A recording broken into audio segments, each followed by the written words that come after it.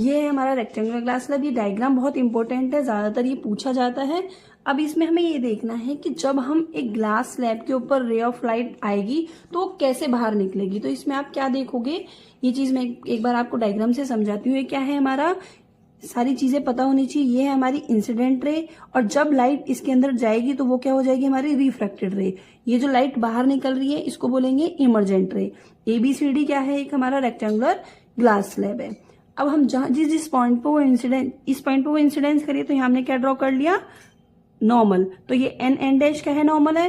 अब यहां से वो बाहर निकल रही है तो यहाँ पे भी क्या है, नॉर्मल ड्रॉ करा। ये क्या है हमारा एम डैश भी क्या है, हमारा नॉर्मल है। अब इसमें 2 बार रिफ्लेक्शन देखने को मिलता है ग्लास स्लैब में। 2 बार रिफ्लेक्शन क्यों, एक बार वो जहां से एंटर करी है यहाँ पर क्या है, रेयर मीडियम टू डेंसर जा रही है, और एक बार वो क्या हो रही है, बाहर जब निकल रही है तो वहां पे भी डेंसर टू रेयर मीडियम जा रही है। तो ग्लास स्लैब के अंदर हमें 2 बार रिफ्लेक्शन देखने को मिलता है। तो सबसे पहले क्या होगा, जब लाइट इसके अंदर एंटर करेगी इंसिडेंट रे आएगी। अब रेयर मीडियम टू डेंसर जा रही है तो क्या हो जाएगी, वो टूवर्ड द नॉर्मल बेंड हो जाएगी। फिर उसके बाद अब इस केस के लिए जब वो डेंसर टू रेयर जाएगी, इस केस के लिए तो ये वाली रे रिफ्रैक्टेड रे है, लेकिन जब वो बाहर निकलेगी तब उसके लिए ये इंसिडेंट रे है। अब ये इंसिडेंट रे जब बाहर निकलेगी तो ये क्या है, हमारी इंसिडेंट रे है।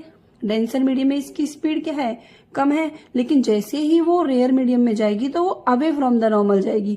तो ये जो इमर्जेंट रे है ये क्या हो जाएगी, हमारी अवे फ्रॉम द नॉर्मल हो जाएगी। एक बार तो वो टुवर्ड द नॉर्मल बेंड हो रही है, एक बार वो away from the normal bend हो रही है। तो आपको यहाँ पे क्या देखने को मिल रहा है, अब वैसे लाइट कैसी जानी चाहिए थी, ये जो डॉट डॉट करके शो करा है ये हमारी इंसिडेंस रे है, लेकिन इस ग्लास स्लैब ने इस इमर्जेंट रे को क्या कर दिया है, पैरेलली शिफ्ट कर दिया है। पैरेलली शिफ्ट का मतलब एक परपेंडिकुलर डिस्टेंस है उसे बिल्कुल पीछे की तरफ पैरेलली शिफ्ट कर दिया है। किसकी वजह से, रेक्टेंगुलर ग्लास स्लैब की वजह से। ये जो परपेंडिकुलर डिस्टेंस होता है इंसिडेंस रे और हमारा ये इमर्जेंट रे के बीच में, इसे बोला जाता है लैटरल डिस्प्लेसमेंट।